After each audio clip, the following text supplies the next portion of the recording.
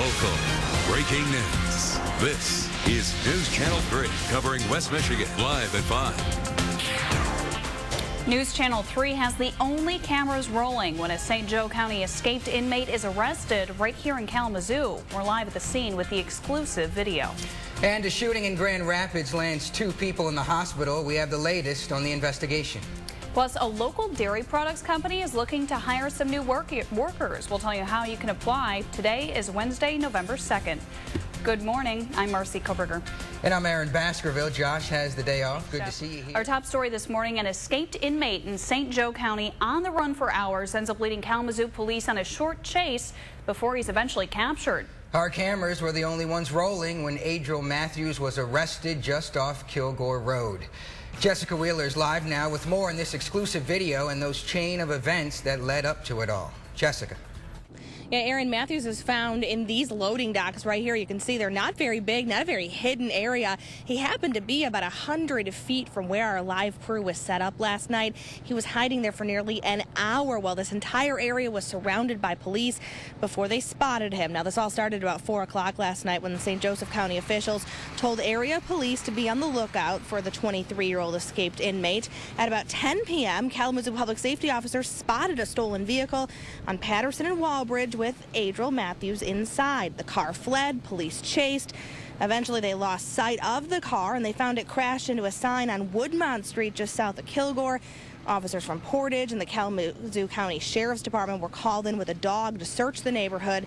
They were just about to clear the scene when Matthews was spotted hiding under those loading docks, very close to where he crashed his car. Police tell us he gave up without a fight. There were 2 officers here at that point. They called him out, handcuffed him, no incident at all. He had nowhere to go. He's trapped under the loading dock here, so what's the sense of fighting? He can't go anywhere. So he gave up at that point. Matthews is at the at the Kalamazoo County Jail this morning. He's being held on fleeing and eluding and resisting and obstructing. 2 people land in the hospital after a shooting in Grand Rapids just after 9 o'clock last night. Right now, the investigation centers around a house on the 1100 block of Prospect Avenue on the city's southeast side. Police tell us 2 men were standing near a Suburban in the driveway of that home when shots were fired. That Suburban was riddled with bullet holes and police found several shell casings in the street. But at this point, they aren't sure if the shots were fired from a car or by someone on foot. The 2 victims were able to drive themselves to the hospital. The extent of their injuries is not known, but they are expected to be just fine. At this point, there's no description of the suspects and police are still investigating. Funeral arrangements are now set for 2 Branch County teens killed in a tragic car crash. Visitation services for Manny and Byron Smith are Thursday at Dutcher Colch Funeral Home from 2 until 8. Their funeral service will be held Friday morning at 11 at the Church of Christ. State police say the boys were trying to pass a fellow student's SUV but slammed into it instead, sending their car spinning into a tree. It happened on Cosmeric Road just south of Bronson. The 2 boys were killed on impact. Close friend and cousin Cameron Smith says the loss is still sinking in. It's a big shocker. It's hard to believe at first, and then I didn't believe it at first when it happened. I just went along with it, and then when I finally found out it hit, it hurt. It's just hugging everybody, helping everybody out, supporting other people and what they need. The girls in the SUV were Chanel Gunthorpe and Jackie Reinhardt. They were both flown to Kalamazoo hospitals. As of this morning, Gunthorpe is now in stable condition. Jackie Reinhardt is in fair condition. A Quincy football player accused of rape is due in court today for his preliminary hearing. 17-year-old Mitchell Landis is charged with 2 counts of criminal sexual conduct. Prosecutors say Landis raped a Hillsdale girl at a party back in August. When some parents found out he was still allowed to play on the football team, they were outraged, especially the victim's mother. But Quincy school officials say they stand by their decision to let him play, saying he's innocent until proven guilty. Landis was due in court back in August, but that hearing was adjourned until today so the defense could have more time to build their case. A judge will decide today if there's enough evidence to send him to trial. We'll be at today's hearing and let you know what happens. Here in Kalamazoo County, officials break ground today for the new jail addition and renovations project. Nearly $23.5 million is being invested into that project, which will feature a more than 75,000 square foot addition. It's also increasing the number of available beds from 327 to 580.